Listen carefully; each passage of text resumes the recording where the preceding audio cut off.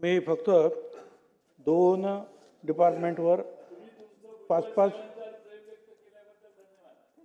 धन्यवाद. अरे कायमस्वरूपी आहे प्रेम आहे हां. सिद्ध झालं. मग 2च याच्यावर मी फार वेळ घेणार नाही. एक नगर विकास खात्याबद्दल जे आहेत अनेक चर्चा आहे. आता इथे जे आहे पान क्रमांक 27 मागणी क्रमांक F2 सिंहस्थ कुंभमेळ्याचे नियोजन व अंमलबजावणी यावरील खर्चाकरता सहाय्यक अनुदान. आता असं म्हणतात की बा 5 कोटी तरी कमीत कमी लोक त्या सिंहस्थाला येतील. नाशिकच्या सिंहस्थाला 27मध्ये आता जवळ आला, 2-2.5 वर्ष राहिले. पण त्यासाठी जे आहे मोठ्या प्रमाणात दळणवळण, परिवहन, पाणी पुरवठा, राहण्याची सोय, आरोग्य, विद्युत, कायदा व्यवस्था, वाहनतळ या अनेक गोष्टी करायच्या असतात. मला असं वाटतं की मुख्यमंत्री, उपमुख्यमंत्री यांनी अनेक बैठका घेतल्या. अगोदर जिल्हा प्रशासनानं 15,000 कोटीचा सिंहस्थ यात्रेचा जो आराखडा पाठवला, काय झालं कळलं नाही. विविध कामासाठी केंद्र राज्य शासनाकडून निधी प्राप्त होत असतो. आम्ही पत्र सुद्धा दिलं की भारत सरकारकडून सुद्धा काही मदत घ्या. त्यांनी पत्र पाठवलं असं कळलं, पण पुढे काय झालं कळलं नाही. सगळ्यात महत्त्वाचा प्रश्न म्हणजे साधूग्राम. ज्या ठिकाणी येणारे जे साधू आहेत त्यांचे आखाडे, तुम्हाला सगळ्यांना कल्पना आहे, ते आखाडे वगैरे आपण निर्माण करतो. ती सगळी शेतकऱ्यांची जागा आहे.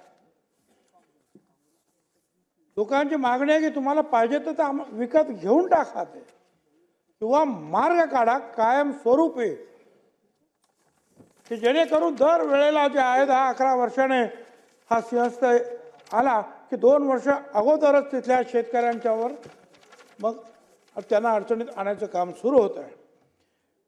त्यामुळे भूसंपादन करणार आहोत की नाही, कधी हजारो लाखो कोटी रुपये आपण खर्च करतो, तर एकदाच जे आहे याचा सुद्धा जो आहे फरशा पाडायला पाहिजे. नमामि गोदा आराखडा, गोदावरीच्या स्वच्छतेबद्दल काय सांगावं. मागच्या कुंभमेळ्याच्या वेळेला सुद्धा श्री श्री रविशंकर आले होते नाशिक शहरामध्ये, आणि एका प्रवचनामध्ये बोलताना ते बोलले की मी या कुंभमेळ्यातील या तुमच्या रामकुंडामध्ये मी आंघोळ तर करणं दूर, मी बोट सुद्धा तिथे बुडवणार नाही.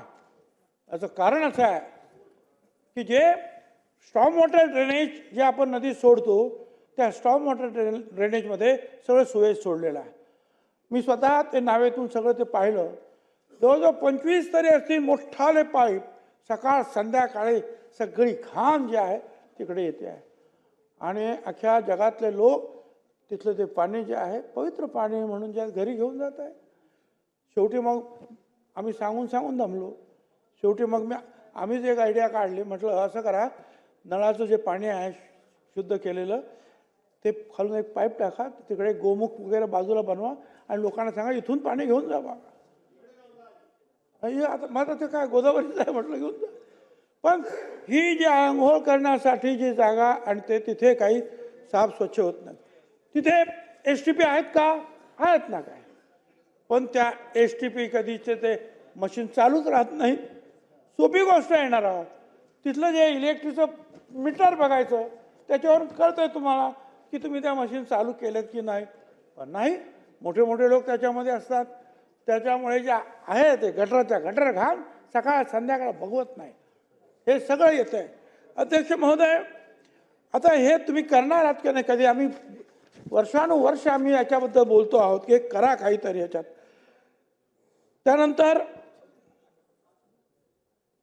हे काय आराखड्याचं काम सुरूच आहे.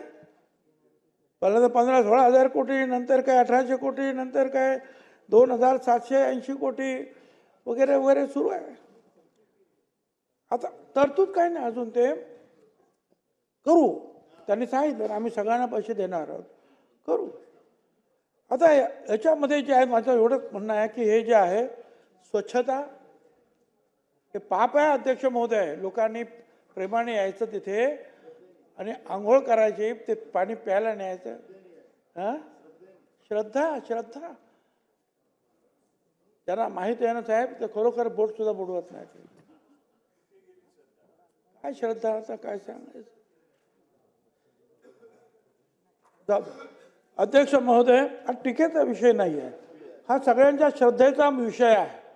हा आमच्या श्रद्धेचा आहे, यांच्या श्रद्धेचा आहे, जे उभे राहिलेले आपले मंत्री महोदय सगळ्यांच्या श्रद्धेचा आहे. त्यांना पण आंघोळ करावी लागते त्याच्यामध्ये, ते अनेक वेळा डुबतात त्याच्यामध्ये. त्र्यंबकेश्वरला जातात, तिथे तर ते कुशावरचं छोटंच आहे. काय आम्ही सांगितलं की तिथे काहीतरी एक मशीन्स अशी लावा कायमची, की ते सारखं ते पाणी स्वच्छ होत राहील. बाकी काही नाही केलं तरी स्वच्छ पाणी तर द्या आंघोळीला, बाकीचं काही नंतर करा. परंतु अध्यक्ष महोदय जे आहे, याच्याकडे अजूनही जे आहे पाहिलं जात नाही. त्र्यंबकेश्वरमधून वाहणाऱ्या गोदावरीची सुद्धा स्वच्छता ठेवली पाहिजे. मागचे जे काही संस्थेच्या कुंभमेळ्यामध्ये आपण inner ring road, outer ring road आपण केले, त्यावेळेला पब्लिक PWD होतो माझ्याकडे, आपलं करून घेतलं आम्ही. आता ते जे आहे त्याला नीटनेटकं करायला पाहिजे. रिंग रोड आहेत, पण कुठे अपूर्ण असेल ते दुरुस्त करा. अध्यक्ष महोदय, हे सगळं करत असताना काय सांगायचं, आता काहीतरी अजून आराखडा मंजूर झाला नाही, पण महानगरपालिकेने 1374 कोटी रुपयाचं मलनिस्सारण आराखडा अंमलात आणण्यासाठी नुकतीच एक काहीतरी निविदा प्रक्रिया राबवली. आठवड्यापासून अख्ख्या नाशिक शहरातील जिल्ह्यातील वर्तमानपत्रामध्ये त्याच्यावर टीका होत्या. आमदार त्याला विरोध करतायत. का विरोध करतायत, कशासाठी विरोध करतायत? त्यांचं म्हणणं असं आहे की ठराविकच लोकांना कॉन्ट्रॅक्ट देण्यासाठी अशा काही कंडिशन्स बनवल्या. त्याला कोणीतरी उत्तर तर दिलं पाहिजे, समाधान तर कोणीतरी केलं पाहिजे की काय अडचण काय नक्की आहे. ते सुद्धा म्हणजे अजून कामाला सुरुवात झालं नाही, त्याच्या अगोदर हे सगळं काही सुरू झालेलं. अध्यक्ष महोदय, आता थोडे दिवस राहिलेले आहेत, लवकरात लवकर याच्या बाबतीमध्ये काम करायला पाहिजे. स्वतः मुख्यमंत्री त्याच्यामध्ये लक्ष घालतात, ही चांगली गोष्ट आहे, पण त्याच्यामध्ये जे आहे अनेक गोष्टी करणं आवश्यक आहे. मी अधिक त्याच्यावर काय बोलत नाही, कारण इतरांना अनेक लोकांना बोलायचं आहे. अध्यक्ष महोदय, मेट्रो प्रकल्पाबद्दल सुद्धा जे आहे पान क्रमांक 81 मागणी क्रमांक F7 माझी आपल्याद्वारे शासनाला विनंती आहे. ते काय टायर बेस मेट्रो वगैरे जे काय आहे ते नाशिकमध्ये नको, आतापासून त्याचं प्लॅनिंग करा. लोकसंख्या वाढते आहे, रेग्युलर मेट्रो जे आहे ते सुरू व्हायला पाहिजे. ते टायर बेस जे आहे तुम्ही करता म्हणजे काय करणार, सगळ्या शहरामध्ये जे आहे ते काय म्हणतात फ्लायओव्हर ब्रिज सारखं बांधणार आणि त्याच्यावरून ते बसेस जाणार. सगळ्या नाशिकची जी आहे अध्यक्ष महोदय जे आहे सौंदर्य खराब होणार. मी तर असं म्हणतो, आपल्या माध्यमातून इथे कोण लिहून घेत असेल तर या मुंबई शहरामध्ये सुद्धा एवढे स्काय वॉक बांधू नका म्हणून मी आज गेली 10-15 वर्ष बोलतो. जिथे आवश्यक आहे तिथे स्काय लाईन मुंबईची खराब करून टाकलेली आहे. तिकडे बरोबर आहे, जिकडे गरज आहे 2, 4, 5, 10 ठेवा ना तुम्ही, पण बाकीच्या ठिकाणी काय सगळ्या घाणेरड्या गोष्टी ज्या आहेत तिकडे वरून होतात. माणसाचे बात जात नाही. सगळे स्कायलाईन खराब करून टाकली, मुंबईचं सौंदर्य खराब करून टाकलं. काढून टाका ते सगळे, जे पाहिजेत ते ठेवा, बाकीचे सगळे जे स्कायवॉक मुंबईतले काढून टाका. पूर्वीसारखं मुंबई साफ स्वच्छ सुंदर दिसू द्या. अध्यक्ष महोदय,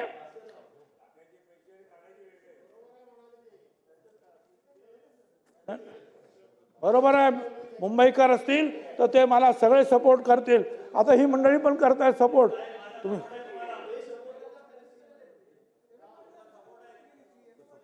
मी तर पहिल्यांदापासून सांगितलं की मी विरोध करतोय. मी आज नाही, तुम्ही रेकॉर्ड पहा, मंत्रिमंडळात सुद्धा विरोध केलेला आहे मी. अध्यक्ष महोदय, ठीक आहे, आता आम्ही इथे थांबून दुसऱ्या विषयावर येतो, ते म्हणजे इतर मागास बहुजन कल्याण. आमचे मंत्री महोदय इथे सुदैवाने आहेत, आनंदाची गोष्ट. अध्यक्ष महोदय, इथे सारथी आहे, भारती आहे, आरटी आहे, महाज्योती आहे, वेगवेगळे घटक आपल्या राज्यामध्ये आहेत. एकदा नाही, अनेक वेळा आम्ही मंत्रिमंडळात सांगितलं. त्याच्यानंतर मुख्यमंत्र्यांनी सुद्धा आदेश दिले. चीफ सेक्रेटरी जे आहे त्यांनी लक्ष द्यावं, सगळ्यांना सारखी न्यायाची वागणूक मिळाली पाहिजे. एखाद्या विभागाला जास्त, एखाद्या विभागाला शून्य असं होता कामा नये. 2 वेळा मुख्य मंत्रिमंडळामध्ये चर्चा झाली. चीफ सेक्रेटरीना सांगण्यात आलं. आता चीफ सेक्रेटरी बदललेले आहेत, आमच्यात भगिनी तिथे आलेल्या आहेत, पण त्यासुद्धा त्या मंत्रिमंडळामध्ये हजर होतात. काय करतायत त्या? मला कुणाबद्दल तक्रार करायची नाही, ज्यांना द्यायची त्यांनी द्या, सगळ्यांना व्यवस्थित द्या. आता पहा, पान क्रमांक 17, मागणी क्रमांक ZD3 काय आहे? सारथीसाठी जे आहे 515 कोटी रुपये दिले, द्या, आणखीन द्या. बार्टीसाठी 500 कोटी, आनंद आहे. परंतु मंत्री महोदय, महाज्योती आम्ही नेहमी सांगतो 54% आहेत, त्याच्यामध्ये आता आणखीन ह्या मध्यंतरीच्या आंदोलनानंतर कितीतरी ओबीसी मध्ये वाढ झालेली आहे, म्हणजे आणखीन वाढले पाहिजे की नाही? 325 कोटी का? बाकीच्यांना 500 कोटीच्या वरती आहे. महाज्योतीला तुम्ही काय करता मंत्री महोदय? नाही, हे जे सारथी बार्टी, पुढच्या आणखी सांगतो मी तुम्हाला. सारथी बार्टीमध्ये सारथीला 515 उत्तम, बार्टीला 500 उत्तम, महाज्योतीला 325 का? आपलं ठरलं ना सगळ्यांना न्यायाची वागणूक द्यायची, मग हे असं का होतं? अध्यक्ष महोदय, नंतर पुन्हा एकदा सांग, सारथीला मुख्य कार्यालय, वसतिगृह, प्रशिक्षण इमारती, या एकूण इमारतीसाठी जे आहे 1360 कोटी रुपये मंजूर केले. कोल्हापूरच्या शाहू महाराज संग्रहालय, मुलामुलींचे वसतिगृह, प्रशिक्षण केंद्र, उत्तम गोष्ट आहे, माझं सपोर्ट आहे, 1188 कोटी रुपये. अशा रीतीने बांधकामासाठी 2548 कोटी रुपये मंजूर केले, उत्तम, ते व्हायलाच पाहिजे. परंतु याउलट महाज्योतीला नागपूरमध्ये जागा घ्यायच्या वेळेला सुद्धा इतरांना 1 रुपयाने दिल्या, महाज्योतीला म्हणता 29 कोटी रुपये टाका. 6-8 महिने ते लटकलं, नंतर काय झालं माहित नाही. परंतु आता सुद्धा त्यांनी त्या मुख्यालयासाठी 90 कोटी मागितले, दिले फक्त 30 कोटी रुपये. काय करता तुम्ही मंत्री महोदय? इकडे 2548 कोटी, तुम्हाला 30 कोटी. नाशिकच्या विभाग कार्यालयासाठी 178 कोटीची मागणी केली, काहीच निधी मिळालेला नाही अध्यक्ष महोदय. हे सगळं जे रेकॉर्डवर आहे, मी माझ्या मनातलं काहीच बोलत नाही. हे आता जे तुम्ही अर्थसंकल्प जो मांडला आहे त्याच्यामधलं मी बोलतो अध्यक्ष महोदय. अध्यक्ष महोदय, मागणी क्रमांक पान क्रमांक 24, मागणी क्रमांक ZG3 ज्ञानज्योती सावित्रीबाई फुले आधार योजना. अध्यक्ष महोदय, या शासकीय वसतिगृहामध्ये प्रवेश ज्यांना मिळालेला नाही अशा 36 जिल्ह्यातील 21,000 विद्यार्थ्यांना सावित्रीबाई फुले आधार योजनेचा लाभ देण्यासाठी लाभार्थ्यांची निवड झाली. वर्ष संपायला आलं, पण वर्षाकाठी प्रत्येक विद्यार्थी 41,000 ते 60,000 रुपये प्रमाणे देय असताना आधार निधी या विद्यार्थ्यांना कधी मिळणार हा प्रश्न आहे. ओबीसी विभागाला या आधार योजनेसाठी यावर्षी 102 कोटी रुपये ओबीसी विद्यार्थ्यांना देणे आहे. ओबीसी विभागाने या योजनेसाठी 24-25ला 25 कोटी रुपयाची तरतूद केली. 24-25चं जे सुधारित अंदाजपत्रक 34 कोटी रुपये. पाहिजे तुम्हाला 102 कोटी रुपये, आणि तुम्ही 34 कोटी रुपये. दुसरं, या आधार योजनेसाठी प्रति जिल्हा 600 जिल्ह्याचं जे 600 संख्या ठरवली तुम्ही, ही व्याप्ती जी आहे ही डबल करायला पाहिजे हो. लोकसंख्या एवढी मोठी आहे, प्रति जिल्हा 600 ऐवजी 1200 विद्यार्थी पाहिजे, दुप्पट ते करायला पाहिजे. पान क्रमांक 26 मागणी क्रमांक ZD3 मॅट्रिकोत्तर शिक्षण घेणाऱ्या इतर मागासवर्गीय विमुक्त जाती भटक्या जमाती विशेष मागास प्रवर्गातील विद्यार्थ्यांकरता भाड्याने वसतिगृह 72 ठिकाणी ओबीसीची शासकीय वसतिगृह सुरू करण्याचा निर्णय आपण घेतला. 36 जिल्ह्यातील 72 वसतिगृह पाहिजे, 54 वसतिगृह सुरू झाले. पुणे हे विद्येचं माहेरघर, मुलींची पहिली शाळा तिथे. संचालक ओबीसी डिपार्टमेंटचे ते तिथे राहतात. अजून तिथे सुद्धा जे आहे वसतिगृह सुरू झालं नाही.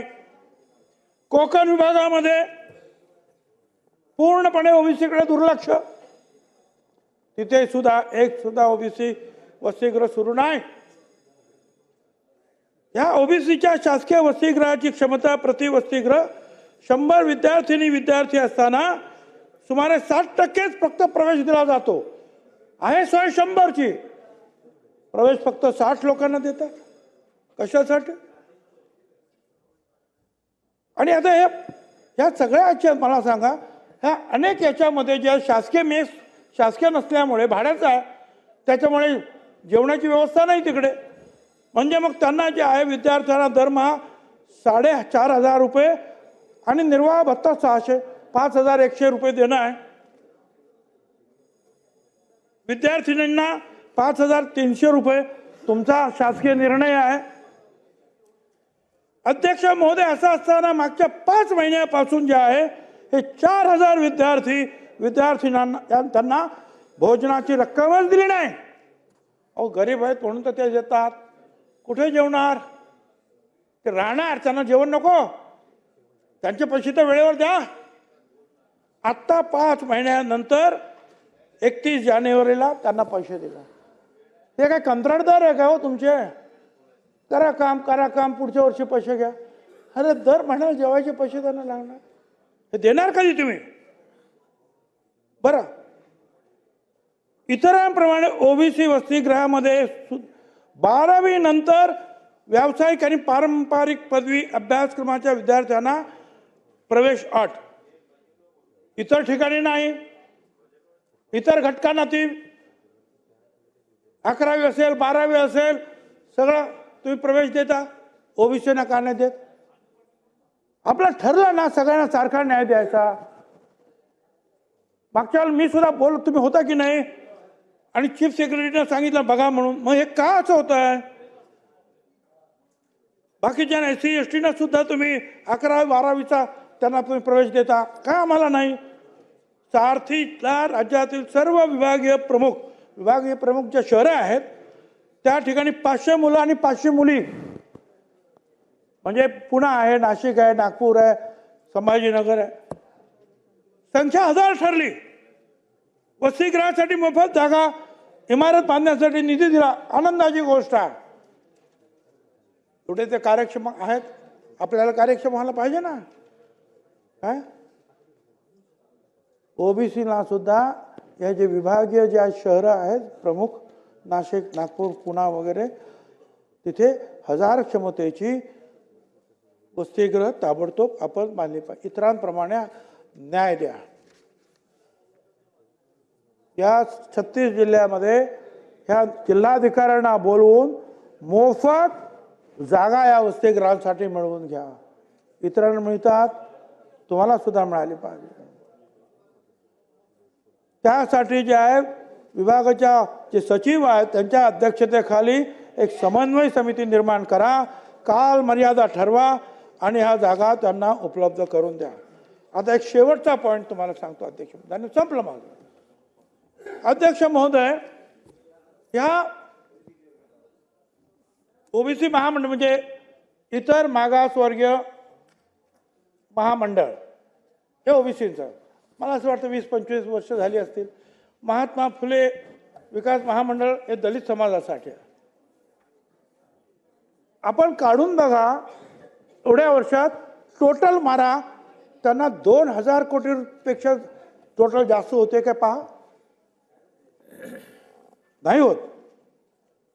मी बाकीच्यांचं बोलणार नाही, पण काही काही ठिकाणी साहेब 11,000 कोटी रुपयावर दिले. अगदी थोड्या वर्षात द्या ना, यांना पण द्या, एवढंच मी म्हणतोय ना. अध्यक्ष महोदय, आता या वर्षी काय झालं ते बघा. पॅन क्रमांक 17 मागणी क्रमांक ZG3 अण्णासाहेब पाटील आर्थिक विकास महामंडळ 750 कोटी रुपये. आनंद आहे. 750 कोटी रुपये. ओबीसी महामंडळ 5 कोटी रुपये.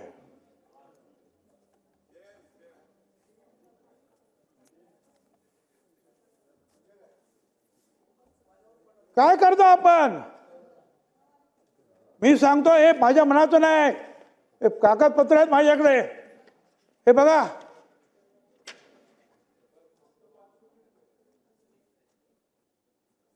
त्याच्यामध्ये आणखी जरी आम्ही मिळवले, समजा वसंतराव नाईक महामंडळ विभाजन काय इतर, तरी सुद्धा 47 कोटी सगळे मिळून. म्हणजे इतर जी लहान लहान मंडळ आहे ना, ते पण धरा, त्याला हरकत नाही. वेतन ते पण धरा त्याच्यामध्ये, तरी सुद्धा 47 कोटी. आणि इकडे 750 कोटी रुपये. मला उत्तर पाहिजे तुमच्याकडून. तुम्ही हा समन्याय सगळ्यांना देणार की नाही? आहे ना, इतरांना तुम्ही चांगले पैसे दिलेत. मला अजिबात कोणाची तक्रार नाही. मला आनंद आहे. उलट त्या मार्गानेच तुम्ही जायला पाहिजे. त्यांना सगळ्यांना मदत करायला पाहिजे. हे इतर मागासवर्गीय महामंडळाचं जे भांडवल जे आहे हे 1000 कोटी रुपयाने वाढवा. म्हणजे निदान जादा पैसे तुम्हाला मिळतील. तुम्ही बोलता की सगळ्यात मोठी संख्या जी आहे ही ओबीसीची आहे. मगाशी सांगितल्याप्रमाणे अनेक लोक आता आणखीन त्याच्यामध्ये आले. आनंदाची गोष्ट आहे. पण मग पैसे काय देत नाही त्यांना सगळ्यांना? सगळ्यांनाच पैसे देतील. इतरांसारखे जे आहेत आपलं ठरल्याप्रमाणे हे पैसे दिले पाहिजे. वसंतराव नाईक महामंडळाचे सुद्धा भांडवल जे आहे वाढवायला पाहिजे. अध्यक्ष महोदय, त्या सगळ्या गोष्टी ज्या आहेत मनाला फार वेदना देणाऱ्या आहे, त्रास देणाऱ्या आहे. अध्यक्ष महोदय, कदाचित त्याचं उत्तर येईल की आम्ही नंतर तुम्हाला देऊ. अहो, पण हे जे छापलं जातं ते अख्ख्या राज्यामध्ये जातं. ह्या राज्यातील ओबीसींनी दिला तुम्हाला, लाडक्या बहिणींनी जे तुम्हाला मतदान खूप केलं, पण ओबीसींनी सुद्धा त्याच्यापेक्षा जास्त मतदान केलेलं आहे तुम्हाला. हे लक्षात ठेवा. तुमचा बेस जो आहे देणे हा ओबीसीचा आहे, बीजेपीचा विशेषतः. आणि मग तिथे मग काय सांगायचं? तुम्ही काय सांगणार? तुम्ही 5 कोटी रुपये हे एकाच पानावर सगळे आकडे येतात. काय सांगायचं? अध्यक्ष महोदय, माझी आपणाद्वारे यांना सांगणं आहे की आज याचं उत्तर आम्हाला योग्य प्रकारे दिलं गेलं पाहिजे. मी मुख्यमंत्र्यांच्या कानावर सुद्धा ही गोष्ट टाकलेली आहे. कुठे गफलत झाली हे शोधलं पाहिजे. तिथे संचालक सेक्रेटरी काय करतात ते पाहिलं पाहिजे. तुम्ही जर शांत राहिलात तर काय होणार नाही बाबा. गरीब माणूस आहे, राजीनामा काय देणार? त्या शिरसाट बसले ना, त्यांच्यासारख्याकडे पाहिजे होतं हे डिपार्टमेंट. मग त्याने बरोबर भांडून घेतलं असतं. पण तुम्ही आपलं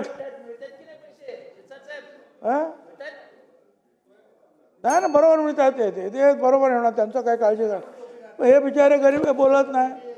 अरे बोला तुम्ही. बोलल्याशिवाय जेव्हा रडल्याशिवाय आई सुद्धा दूध देत नाही. तुम्ही सुद्धा बोललात नाही तर काय पैसे तुम्हाला देणार? आणि म्हणून हे रडगाणं जे आहे ना आमचं आपल्यासमोर मांडलेलं आहे. सगळ्यांना सारखा न्याय द्या. हे बसलेले कोण असतील, सेक्रेटरी आहेत की नाही माहीत नाही याच्यामध्ये कोण, पण त्याने ते लिहून घ्या आणि त्या सचिवांना सांगा, विशेषतः मुख्य सचिवांना सांगा, हे ठरलेलं आहे 2 वेळा मंत्रिमंडळामध्ये समान न्याय समान वाटप. ते जे आहे तत्व जे आहे ताबडतोब लागू करा आणि इतरांचं कमी करू नका. इतरांच्या बरोबर आम्हाला आनंद बसवा. धन्यवाद. एबीपी माझा, उघडा डोळे बघा नीट.